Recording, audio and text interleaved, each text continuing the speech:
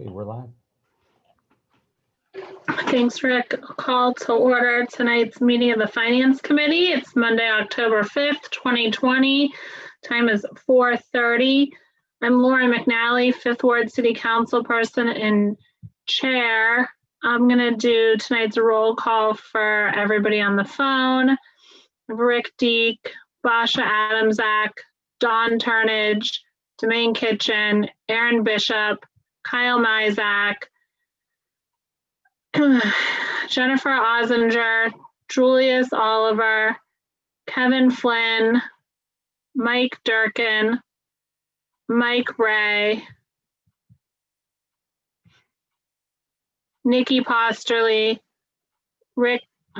Samantha Turner, Chuck Shasho, Tito Brown, Valencia Morrow, Beverly Hosey, Chief Finley, Chief Lees, Jean Leeson. I think I got everybody. So we will get started here under pending legislation, under ordinance number 1. Does anybody have questions for the water department? I don't think Harry is on the line tonight, so I don't see any questions for this one. Oh, Samantha. So I had a question. Is there someone from the water department here? No, perhaps Kyle can answer whatever question you have. I don't see anybody from water. My question is not a cow question. I can reach out to Harry to get the answer though, because it's not directed to finance. Thank you. Okay. Just for the record, Councilwoman Davis has joined the meeting.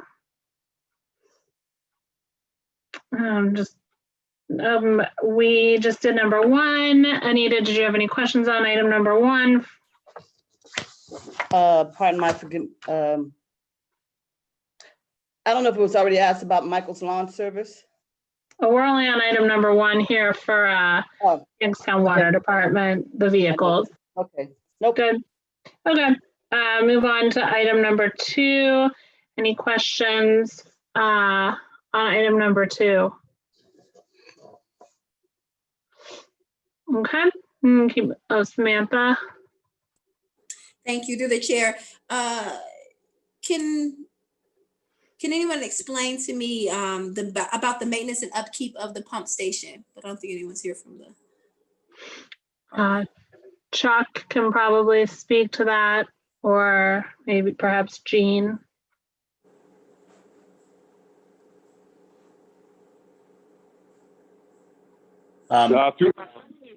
Through the chair, this is Gene. Yeah, Gene. Hey, Jean. Hi, this is a probably, I'm not familiar with it exactly, but the pumps are visited every day. Myrtle Avenue Pump Station is one of the pump stations that's on a routine inspection. And what happens is the pumps go through a cycle, and when they wear, they tear them down. The minor work we can do in-house. The major work is subbed out to a machine shop for a total rebuild. So when it goes back online, the pump and motor is like new. There are 4 of them, and they are done approximately every 3 to 4 years, a major overhaul to each one, because they run a lot.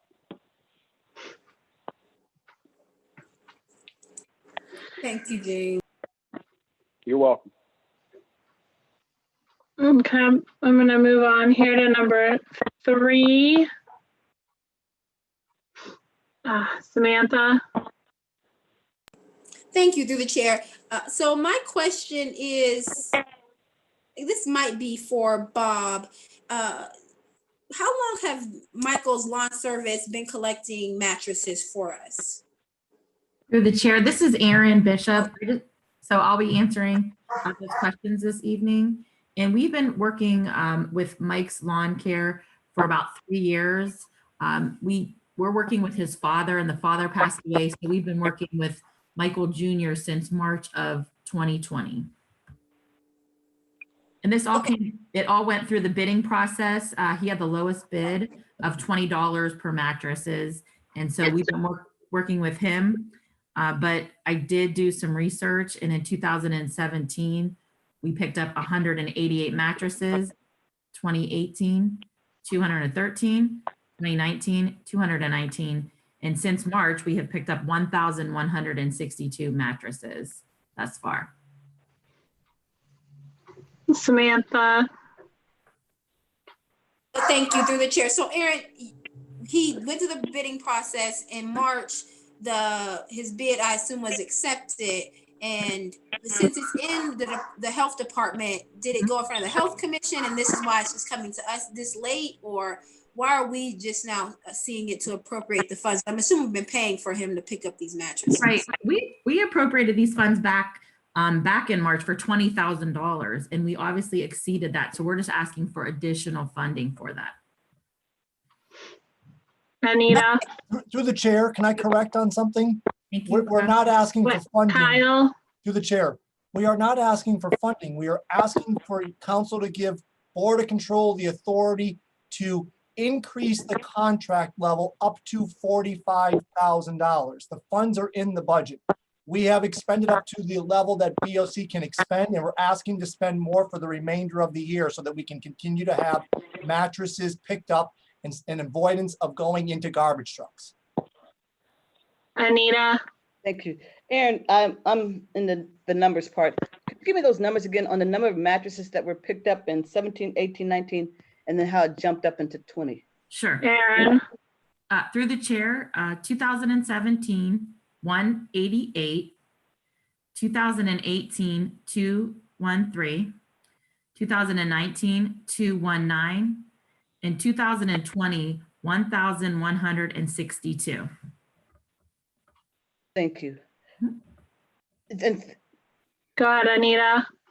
never mind, I'll defer to Mark. Mike, go ahead. I apologize to the chair. I apologize. Julius, Thank you, through the chair. So it seems like even though we have a bag program and, you know, where citizens can pick up their bags, I had a phone call today actually from a citizen that wanted to know where she can get mattress bags. It seemed like it would be cheaper to somehow do some type of educational or enforcement of what we already have, so our sanitation department can pick up these mattresses. I understand that our citizens are not either fully informed or just not doing what they need to do as far as mattress goes, but it seems like we're spending a lot of money to get mattresses picked up when we do have a sanitation department that will pick up mattresses if they are properly, I guess, prepared for it. So I just think we should revert to some type of education or something so our citizens know for sure, hey, help the city out, help us, you know, not have to spend so much money by doing what you're supposed to do, so our sanitation department, whom we're already paying, can pick up these mattresses. So is that possible, Aaron, at all? So Julius, through the chair, just to let you know, right now what we do is if the sanitation department goes to a site where there is mattresses that are not being covered, they leave a letter or a notice saying you have to have these wrapped. You could call the health department and give them the phone number. We bring them out. Our community police have them with them so that if they see it, they could bring it to their home. So I feel that we are educating as best as we can. We've done PSAs. We have sent out information. I just think it's not just one mattress. I mean, he sends us pictures every single day. There'll be 9 piled high. And I think a lot of that too is the room on our garbage truck. So if you're gonna have 9 dumps, so you have that, and then you have to constantly go back and forth to the BFI or, you know, and that's where I think that's concerning. And they will not pick them up if they're not wrapped and it's due to bed bugs. And I know like someone had suggested, well, why don't we just use CCA to do that? CCA will not do that at all because they live in a congregate site. So therefore they will not bring anything that may have bed bugs in it to bring it back to the place where they're living with, you know, 20 to 40 people. So that is not an option. Julius, Thank you. Follow up. So it seems like we're going to go through a constant cycle of spending a lot of money regardless. And I don't think that's something we have to do. So I know you say we're educating people as much as possible, but I don't think so. Like I see the COVID mask up commercial all the time. I think we could do things like that all the time on different levels for different issues that we have in the city, such as mattresses, dumping, all kind of stuff like that. If we engage our citizens and let them know, like, hey, this is your city, we care about you, you know, show some participation, care about your city as well, you know, help us out. This is what you need to do. PSA, just like we're doing for COVID, along with what we put in the water bills, along with what we're doing with community police, I think we would end up saving some money in the long run. The other issue would probably be if you got 9 mattresses piled high in the city of Youngstown, and I don't know too many families that buy 9 mattresses at the same time and throw 9 out, you know? So these mattresses might be coming in from other places, which means we may need to step up our litter control and how we handle that. Just some suggestions. I think we can do better. I appreciate getting together and talk about how we can do that. Sure. Through the chair, Julius, and I'm Aaron. I'm happy to work with you. But I will tell you, you know, when COVID came out, we did send that as well with the mattresses. And I'm just, you know, people do dump them, and we do have cameras, and we're trying to, you know, get the people, and we have been catching people doing the dumping, and majority of them aren't even from Youngstown. They just know that they can go ahead, and we've been pulling a lot of the mattresses out of just empty, you know, houses over, like the other day on the west side, there was one that had like 12 mattresses. Someone knew that it was an empty house, and that's where they're putting it. And it's unfortunate. I totally agree with you. And just, you know, I live in the city, so I drive through the city every day. And was a couple weeks ago, someone at the end of my street, they moved out, and what'd they do? They left 3 beds. So what'd they do? They left them on the Devil Street. You know what I mean? So I see it in my own neighborhood, and it is something that is just, as you can see, we had 200 last year, and just alone this year, 1,162. And again, it's bizarre. They're not like the same. It's like they don't even match the bed frame. So I have no idea, and I can't even sometimes wrap my head around it. But when I see the pictures, and then he's putting them in our, he has to go back and forth to our roll off at the street department, and so often that gets full. Like we have to dump it or get it removed at least once a week because it is full of mattresses. Mike. I was just contemplating whether or not I should open a mattress shop. It looks like people are buying mattresses pretty frequently, so maybe that's a good economic development opportunity. But no, it sounds like we probably could have a further discussion maybe at a safety committee or something with health on this, because I think we know it's a problem everywhere and we all see it. So I'm not going to hold us up on discussing it further, but hopefully we could all come together and talk about our needs and concerns and maybe some other solutions to help Aaron out and get the word out. So I think we need to educate and change the culture. I agree with my colleagues. Anita. Actually, Mike kind of jumped me on that one because I thought we were getting a little bit involved in this part as opposed to the finance part, and I'll be glad to take it to safety or ask it before to some other committee so we can go into it with more detail about the mattress disposals. So what does he charge us per mattress? Through the chair, he charges $20 per mattress. And why the all of a sudden the huge jump? I mean, we're going from 200 to 1,000 in less than a year. Right. Seems crazy. Like, what's going on? Is he spotting more? Is our sanitation department taking less? Is like, there has to be some type of reasoning. What is he saying? You know, through the chair, I can give you all of the, you know, each day, how many gets. I can give you every single address he's ever done it. I could do a whole PowerPoint of all the different pictures he sends. And he does send multiple pictures a day to the different places in front of the houses that they're there. So, I mean, I would be happy to share that all with you. But, you know, I can get that all together this week. And you can see right now the east side, north side, and south side are pretty equal to the amount of mattresses he picks up, but a little less on the west side of Youngstown. But a lot of, Yeah, I mean, I don't deny that he's picking them up. I'm just wondering why, if it's the same company, he only picked up 200 last year and 1,000 this year. Like, something has to be changing Mhm. for that. So what's like the root here? Through the chair, this is Mike Durkin. Can I answer? Sure. Okay, so this is a culmination of everything this year. One, when COVID hit, we were directed by Aaron to not have our sanitation workers picking up anything other than what was in the garbage can. So up until July, we weren't picking up anything other than, and so they were sitting there, they were stacked up. And two, Bob Burke has been very aggressive with picking these things up. So, and calling them in. You know, we've been, me and him and Kevin Flynn and a lot of guys that are out on the road all day long. We call these in all the time. So we're being very aggressive with that. Our sanitation department picks up everything that is bagged. We don't leave anything that's bagged and is put out. We take the ones that aren't bagged and are left out. Those are the ones that we get a hold of Bob, and then Michael's Lawn Service then does go and pick them up.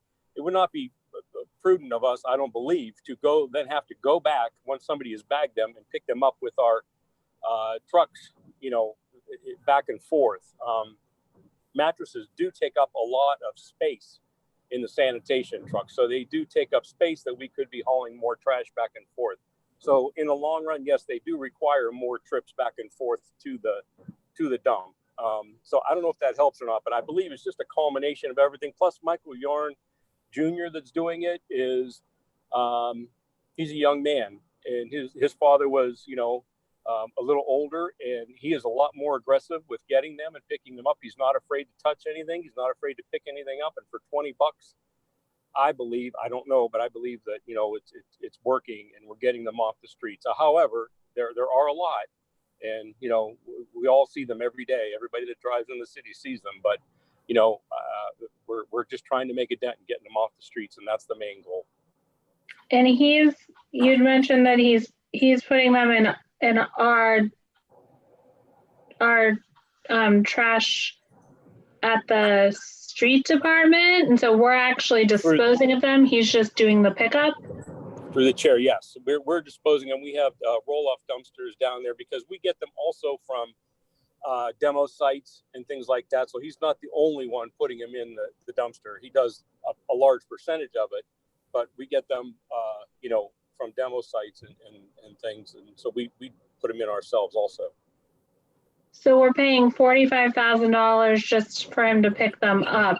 That's like the salary of a in-house worker. Through the chair, that would be correct.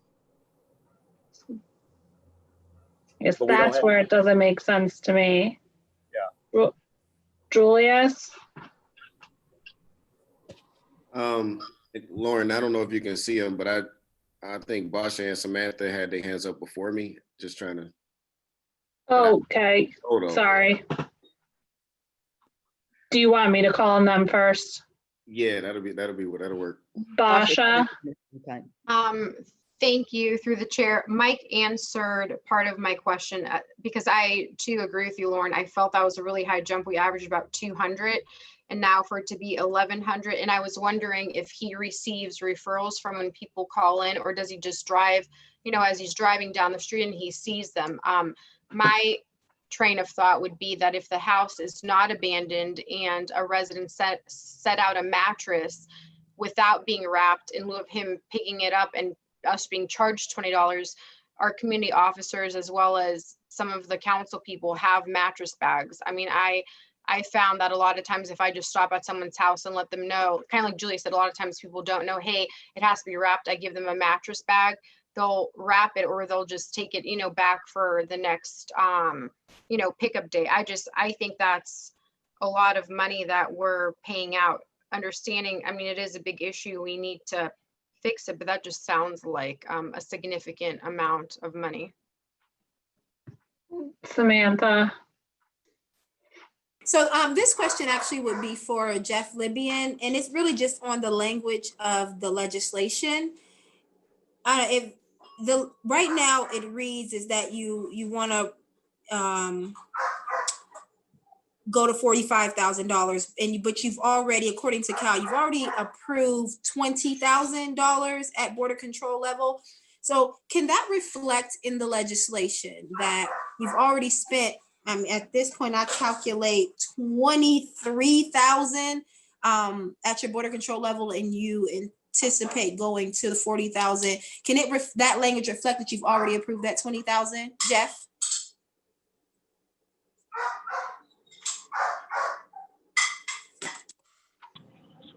Through the chair. Go ahead, Can you Jeff. hear me? Thank Yep. you. I'm happy to prepare the legislation any way we want it. We approve it as to form. It's perfectly legal and appropriate in the form that it's in.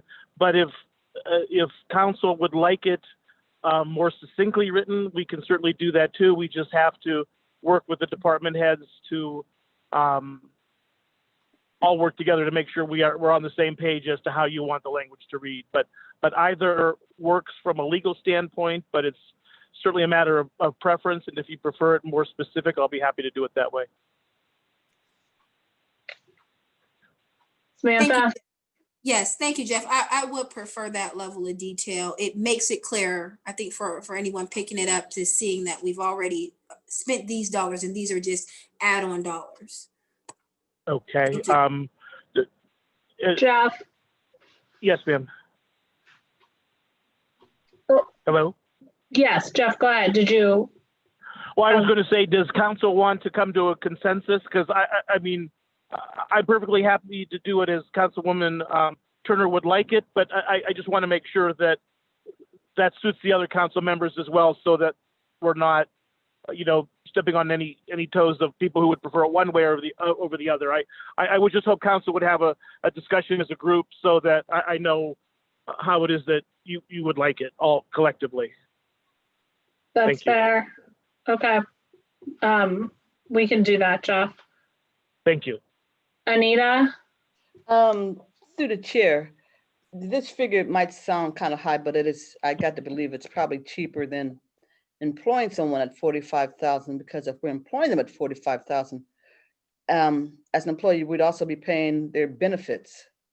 The full cost of their benefits, between their hospitals. If they became a full-time employee, we would probably be carrying their hospitalization and their workers' comp, and that'd be another $22,000 added on to the cost for us. So I wouldn't want to see this person being brought on as an employee. I'm just expressing my opinion. I don't want to see this as an employee. I'd rather see this as a contract, just the way it is, instead of paying out benefits to someone. Cal, am I right on that? Through the chair, Cal, am I right on that? Yes, through the chair, you are correct. Thank you. Through the chair, follow up. Go ahead, Anita. Yeah, Cal, how much? What's the low end for the insurance and the unemployment, the workers' comp thing? Through the chair, the low end would be for a single, which would cost the city about $6,900.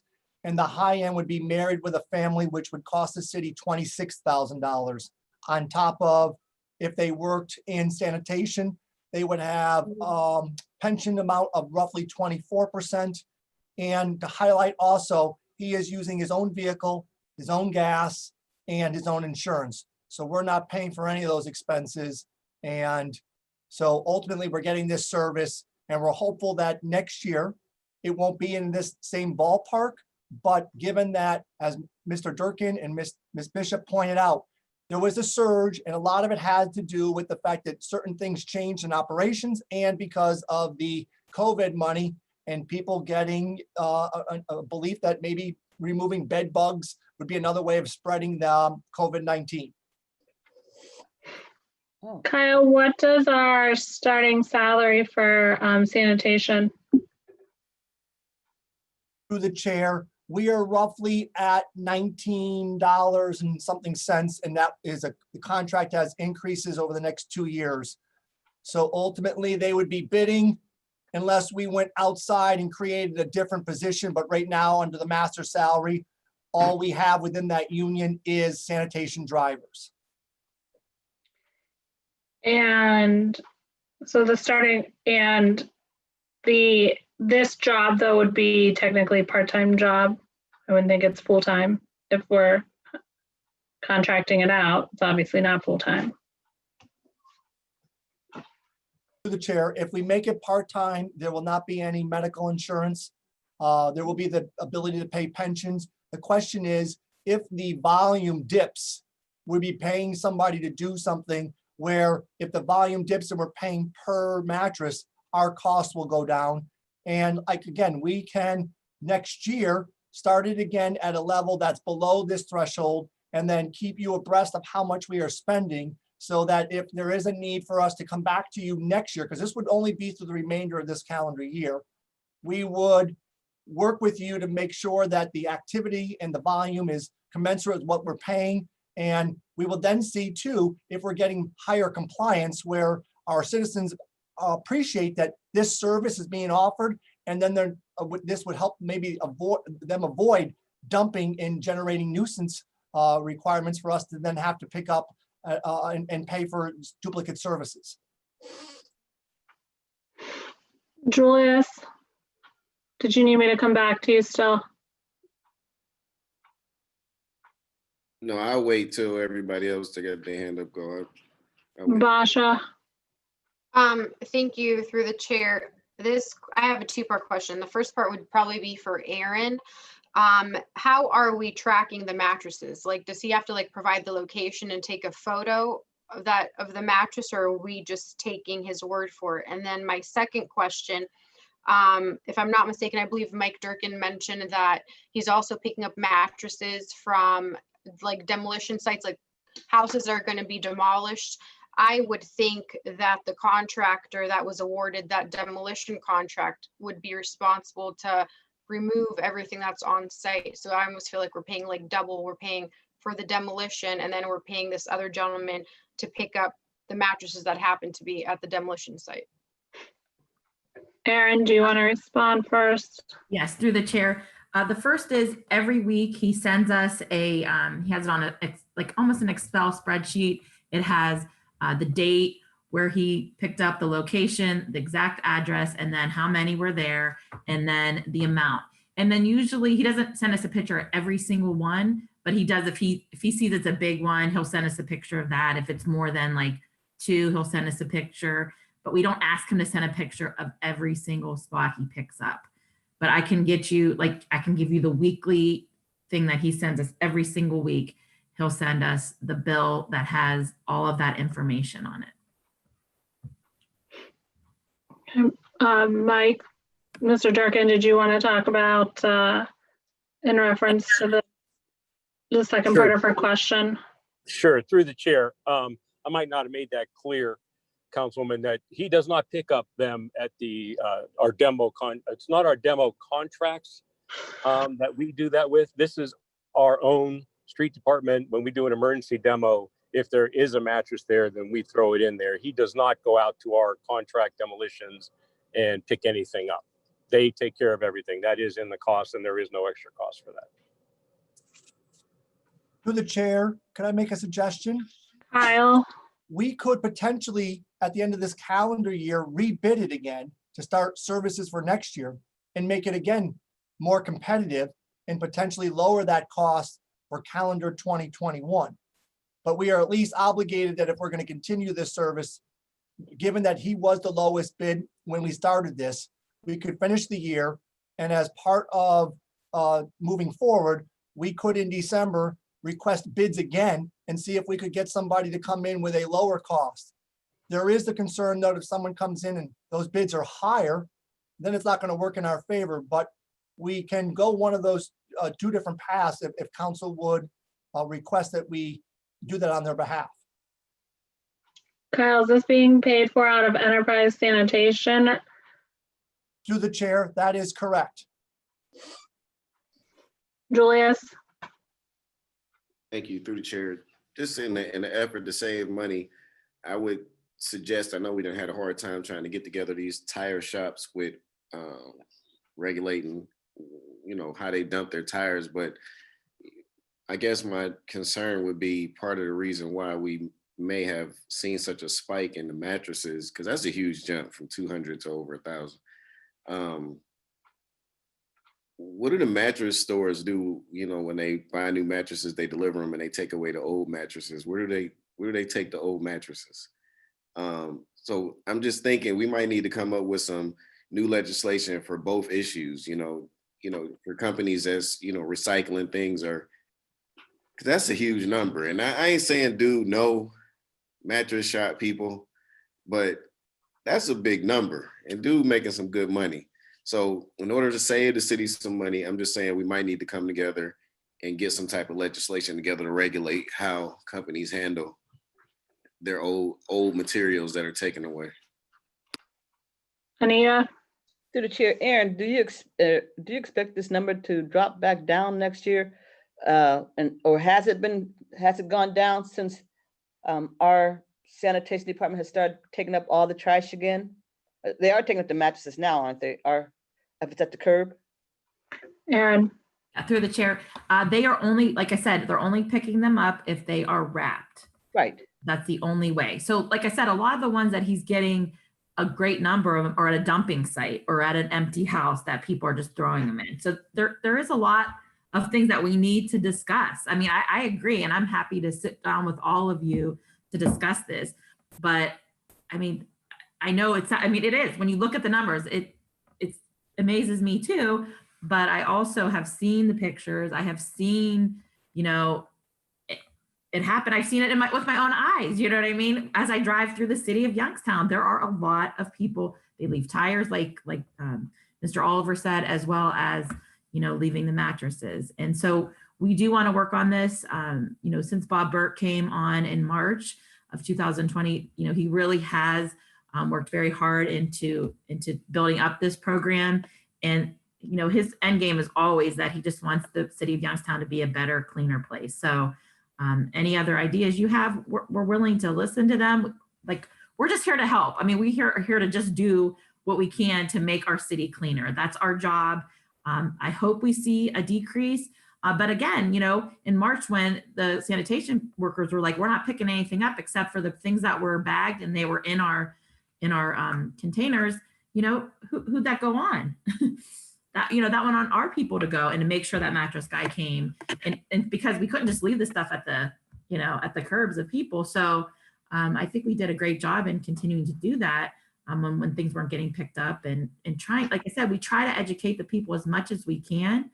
It just, if they listen, they do. If they don't, I don't know what more we can do.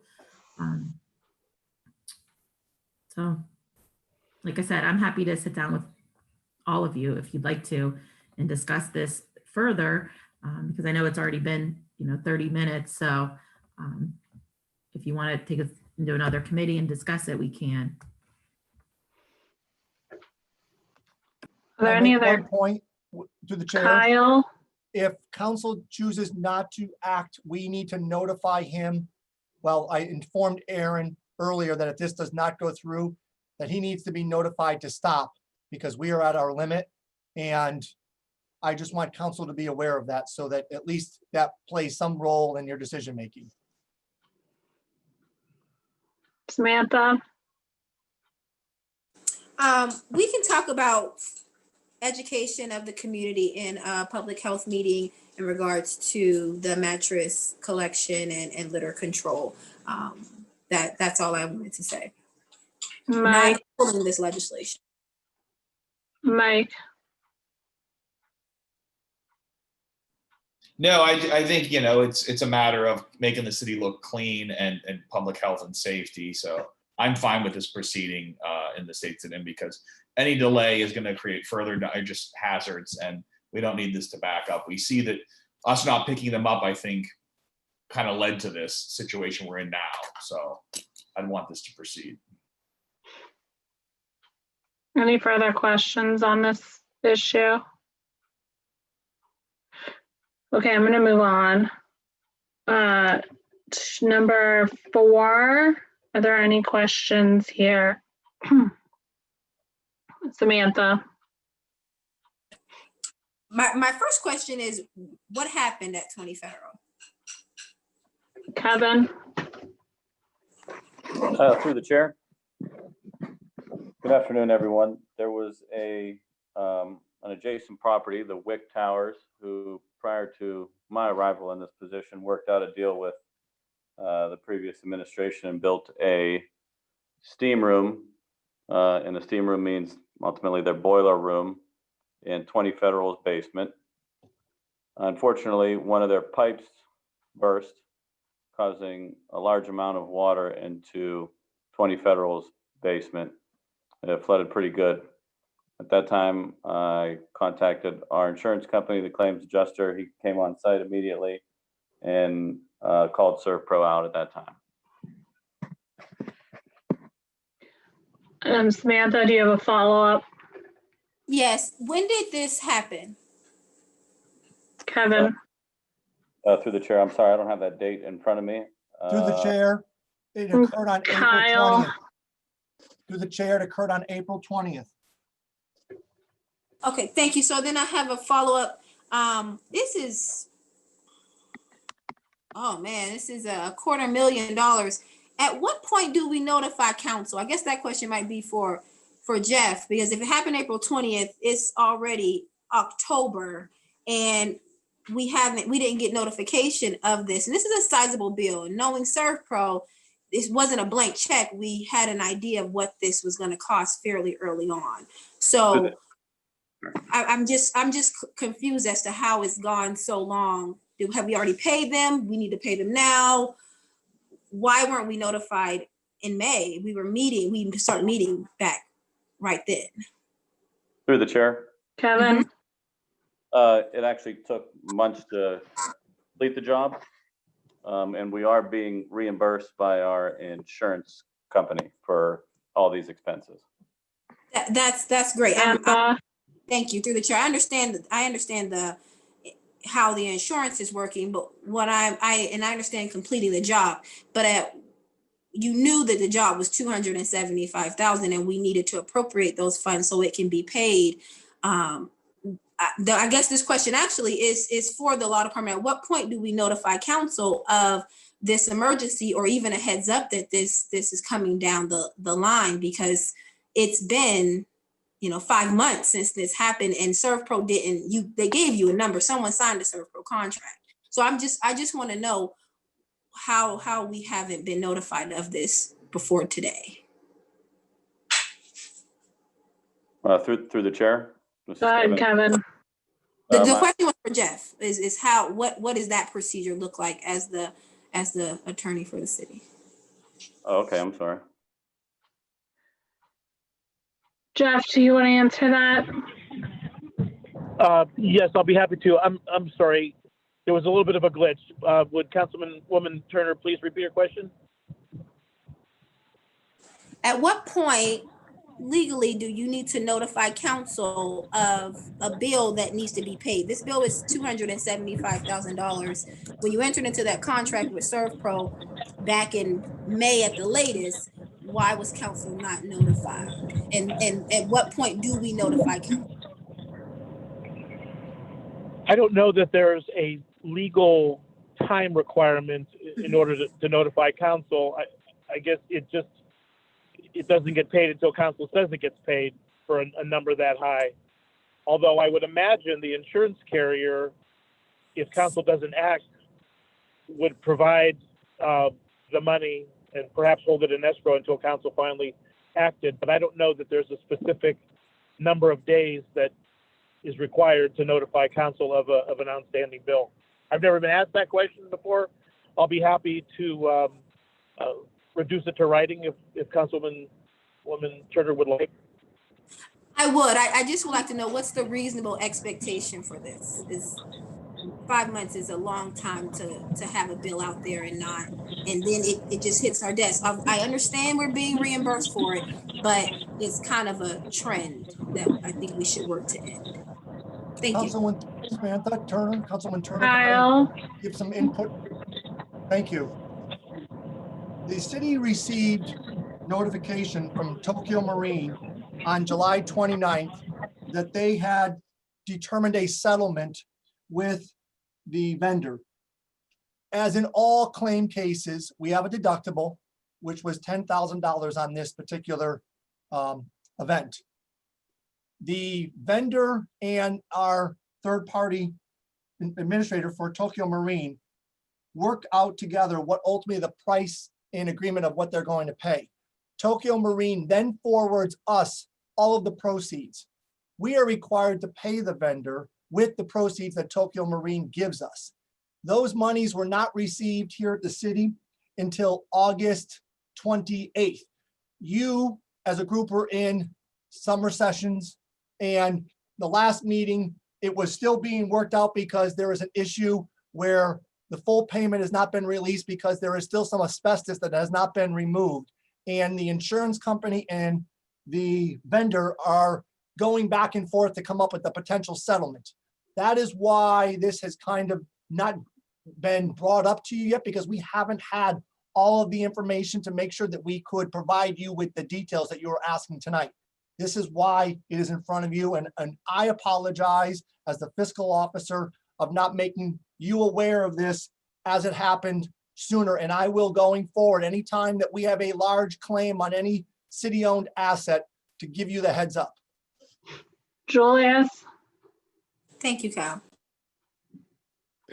Thank you, through the chair. I feel what Councilwoman Turner is saying, because lately it seems like it is really, I guess it's hard for certain people to communicate with city council what's going on. And then once it gets to us and it's like, bam, we got to make a decision. It's always like nobody needed to talk to us, even though we the ones that got to appropriate the funds. So all I'm saying is, from the administration, I'm asking for more communication on these things, because like Samantha said, we knew at a certain point throughout the process. So maybe somebody could have been communicating throughout the process. So when we got to this point, and I appreciate you, Kyle, for saying you'll communicate earlier, but I think that needs to happen across the board, especially when things are happening in our particular wards. Thank you. Anita? To the chair, I just needed some clarification, and also from Kevin and Kyle both. So at what point did we get an estimate of the approximate cost of the cleanup? For Kevin? Through the chair, I never saw an estimate. That was between the insurance company and that vendor. Okay, Cal, through the chair? Through the Okay. chair. It's my. Cal, when did we get an estimate, and have we received these funds, or are they on their way?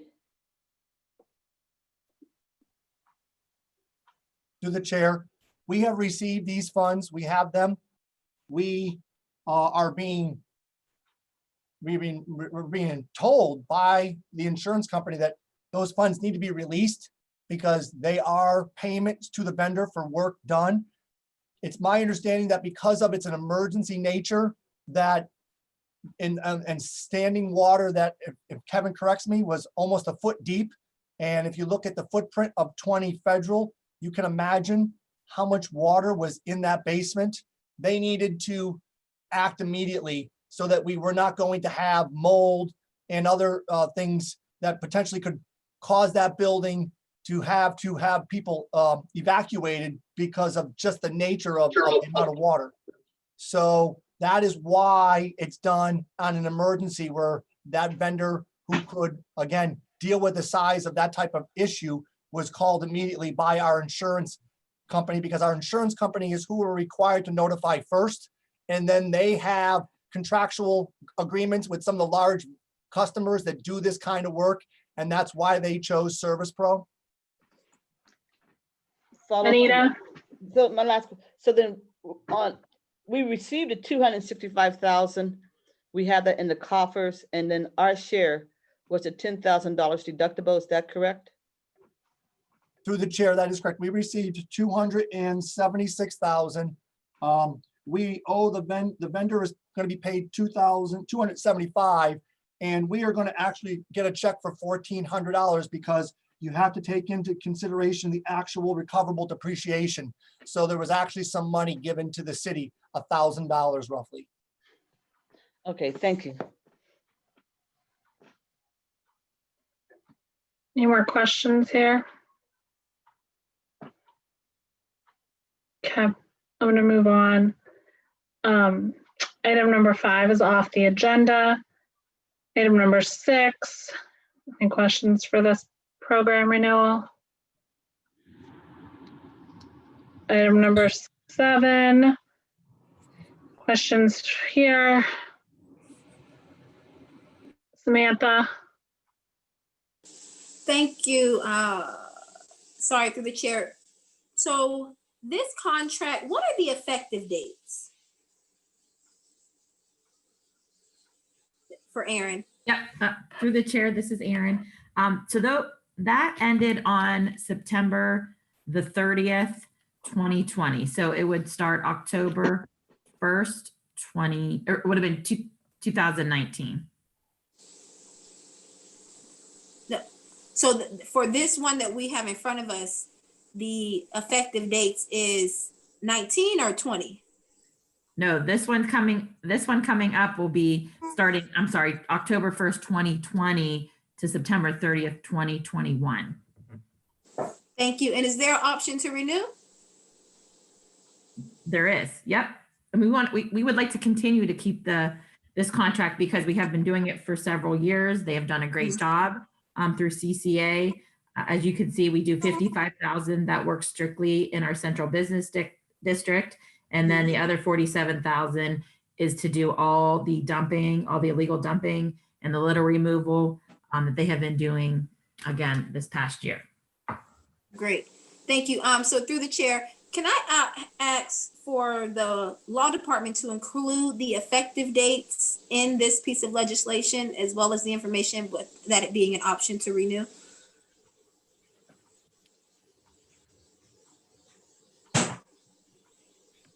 Jeff? Yes, I apologize. Through the chair. Yes, would you like the legislation modified? That's perfectly fine with me. Thank you. Anything else here?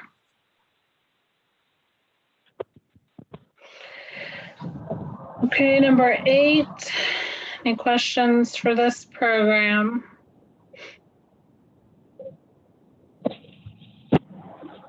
Number 9, questions here? Samantha? Thank you. I just have a question. It might be for the grants in general. This particular grant, can we pay officers with this grant, Chief? Number 9 is the wastewater Oh, is it? Okay. issue, wait. sorry. I have them out of order. You're correct. 1 second. Any questions on the wastewater issue one? It's just to purchase supplies. Okay. I'm going to move on to number 10. This is the Youngstown Police Department grant. Questions for Lee's on the drug to driving enforcement program grant. Anita. Through the chair, Chief, this is like a DUI detail, is that correct? That'd be correct. It actually pays for the officers when they work the countywide task force OVI checkpoints, as well as some independent OVI enforcement. Through the chair, so Go ahead, Chief, Anita. So of this money and our officers working, how much time is being spent actually inside the city within the neighborhoods as opposed to being on the freeway or out in, since it's part of the task force, and outside the city? So how much of this is inside the city, inside the neighborhoods? Chief. Through the chair, I would say most of it. I mean, we do have our commitments to the overall group, but by the same token, they bring the resources into the city when they set up the OVI checkpoints in the city, and we get the resource in reverse there, if you will. Through the chair, last follow-up. Anita, go ahead. This is to Kyle. Kyle, of the $6,000, that's gonna be paying for the wages. Are we still on the receiving end of having to pay for the pension, et cetera? Through the chair, the reimbursements under the grants only pay overtime wages. Yes, we are responsible for their pension and their Medicare component of that, which equates to roughly 20% when you combine the two. Sorry, 21%. Apologize. So for each dollar, it's about 20 cents on the dollar that we're picking up? We're picking up 21 cents of extra of every dollar. So if it's costing us $1.21 and we're getting reimbursed $1.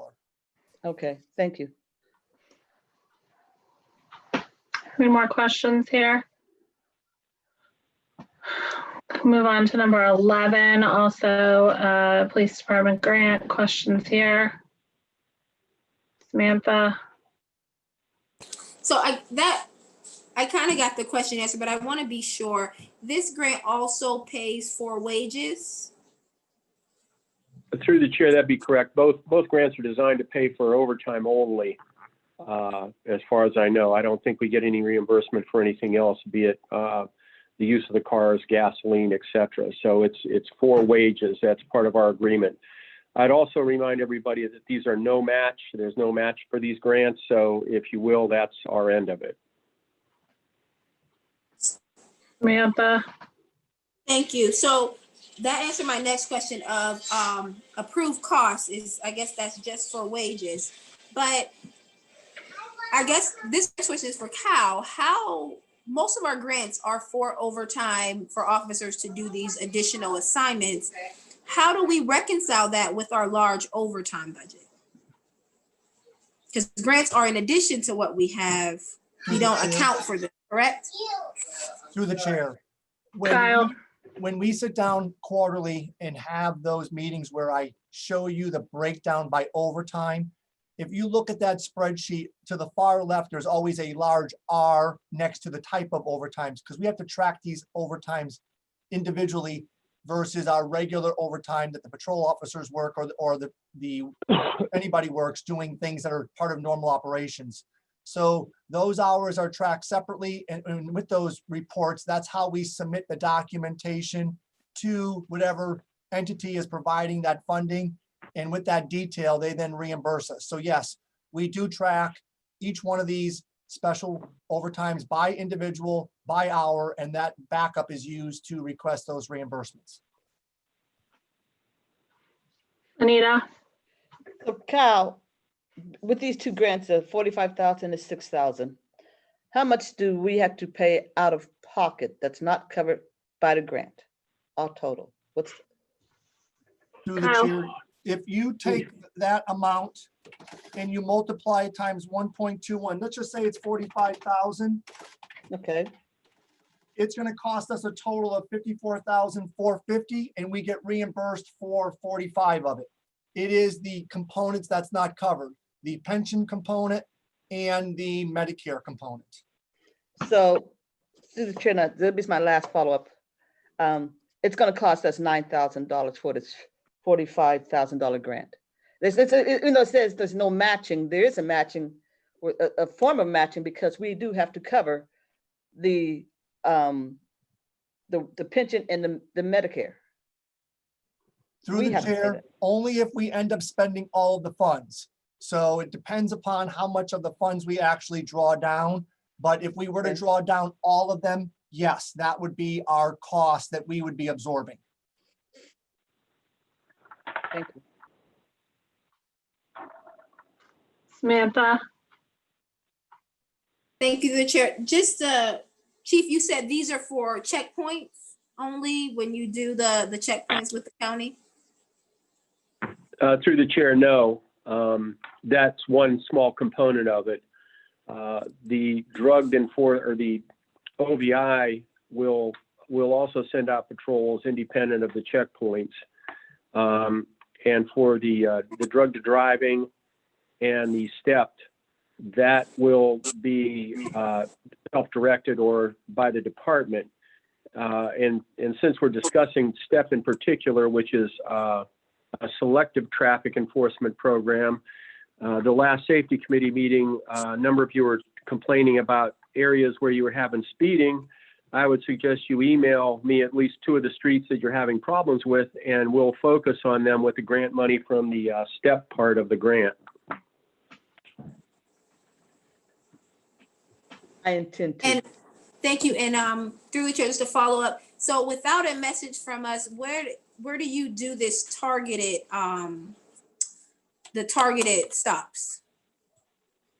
Through the chair, we will typically look at where we have complaints. Most recently, we had some citizen complaints that centered on Glenwood Avenue. So when we sent the patrols out, that was one of the areas that we focused on. The other one will be areas where we have accidents that shows up through our traffic investigations office or our crime analysis. So it's driven by data or complaints.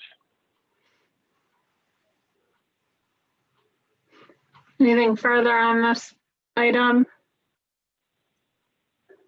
Okay, I'm gonna move on. Thank you, Chief. Number 12. Questions here. Okay, I'm gonna move on. 13, 14, 15, and 16 are all discretionary. Anita?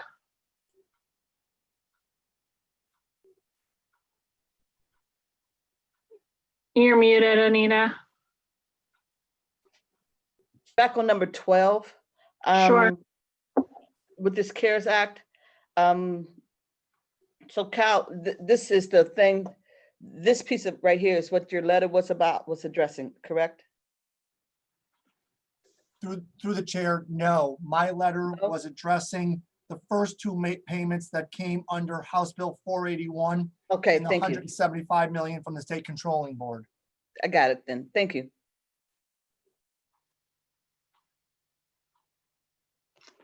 Okay, I'm gonna go down to number 17. Samantha?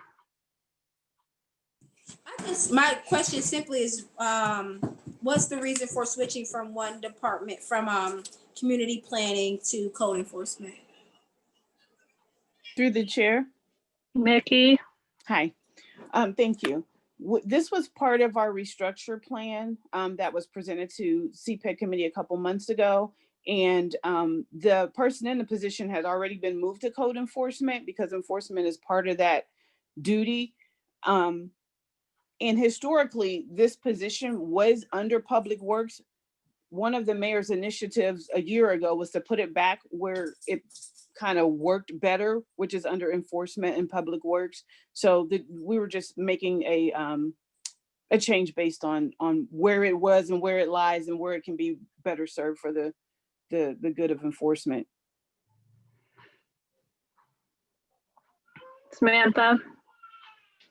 So you said that the position has already been operating inside of Public Works. Can you tell us how that's been going, or can Mike tell us how that's been going?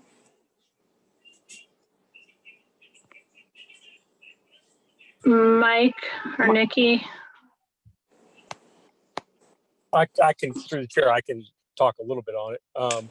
It's the enforcement end of it is going very well. We are working diligently with the plan review, and we're working with Nikki with her department as far as, going back and forth and getting our permits out and things like that. There was some downtime because we weren't able to do a lot of it, so we still are playing catch up with a lot of that. So if you would all please be patient, we'll get there and we'll get it done. The enforcement end of it is stepped up quite a bit, and we are seeing some action, and I appreciate I try to forward a lot of the actions that we are doing in each ward to each of you in council, so that you're abreast of some of the smaller residential things that are going on in your ward, as well as the larger commercial ones, and so we'll continue to do that. Mike? Since the change and the note of the increasement of enforcement, I've been pleased to see that I know when I used to send, zoning violations, it looked like they went to a black hole. So getting responses, getting copied on notice of violations. I know some of these folks have been violating for a long time, running businesses out of residential areas where they should not be. I'm really thrilled to see that change. I hope we continue to allocate the necessary resources for enforcement, because that's a struggle with just one person covering the whole city for residential, commercial, and all that. Enforcement is what is, been a thorn in our side for a very long time. And a lot of these behaviors that people do in their residential areas, I see my colleagues shaking their head, it drives us crazy. So getting some action on it, that is great from my perspective. Through the chair. Nikki? Thank you. And Councilman Wright, we appreciate that. And we still are working through some more transition to incorporate the residential portion of it. Again, just with, we didn't expect this whole COVID to hit us the way we had, or you would have seen it come faster. So we're constantly meeting to try to make it better and working out some internal processes so that that you don't see continued downtime in enforcement, and making sure that transition works smoothly. So Mike and I have been in constant communication with regard to that. Anything further with this one? This also encompasses number 18. So are there any further questions there? Okay. That is everything under pending legislation. Anything under miscellaneous from anyone? Anita? To the chair, if it's appropriate, Cal, you sent out this letter. I don't know if it was just a press release, but addressing the expenditures of some of these funds, and I was pleased that after I thought about it, I was very pleased at how some of this broke down. I had a question about the amount of time that you allocated for the police department and for their cleanup for the COVID, and also the fire department. But in hindsight, after I thought about it, I realized, I've been inside of a cruiser. I know how it is and how much time it's involved to clean out a cruiser on a day-to-day basis without a virus. I had to clean out a car, and I was a sergeant, and sergeants are pretty good about their cars, but it still took me about 5 or 10 minutes to wipe it down and everything. So I can imagine how it is now. So I appreciate your breakdown and everything else, but could you just tell me, so we get it on the record, what is this in terms of the dollars of each of these percentages? Cal. Through the chair, can I first correct your earlier statement? The actual letter is coming from the mayor. He is instructing me how to apply this across those expenses that we have incurred as a way of trying to mitigate the virus affecting our community. So I want to make sure that we have that corrected. With regards to your question, could you narrow that in a scope one more? I mean, are you just looking for how much it's costing per each of the units? Is that what you're asking me? Yeah, Yes, okay.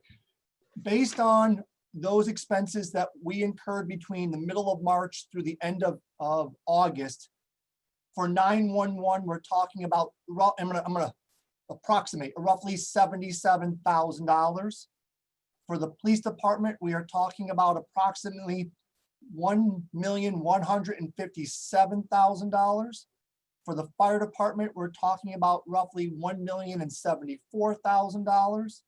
For the health department, we're talking about approximately $456,000. For Park and Rec, roughly $78,000. And for the finance department, roughly $59,000. So this amounts to approximately $2.9 million. We are going to continue looking at some of the other departments that are not included in this, as the mayor outlined at the end of his letter.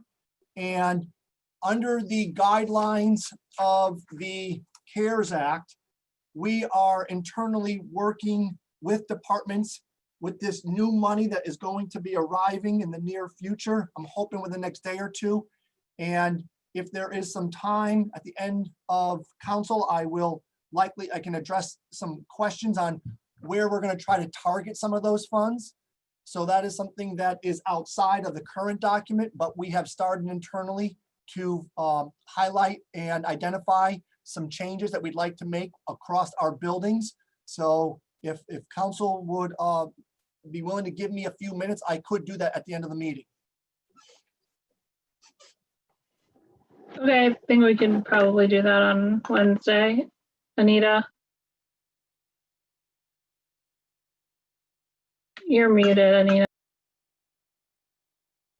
Aaron, this cleaning that the different people are doing, so far as the police department, the fire department, et cetera, this is meeting a particular COVID standard for the COVID virus. It's just not a biff bam, thank you.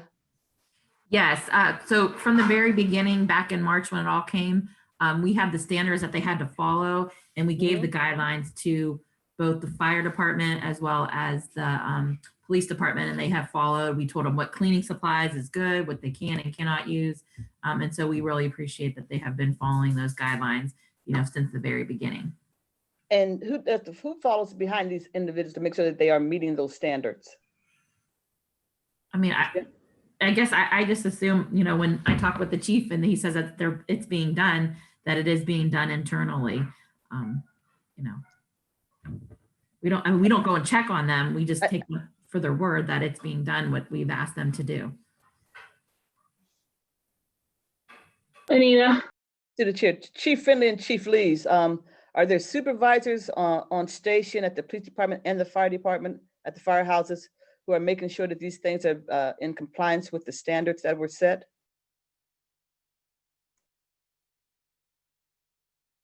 Either chief? Chief?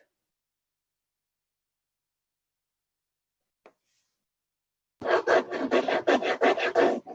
going to incorporate this, Anita, into a health committee meeting. Yeah, that's fine. Yeah. I couldn't hear anything at all. Okay, I can do that. Anything else under miscellaneous?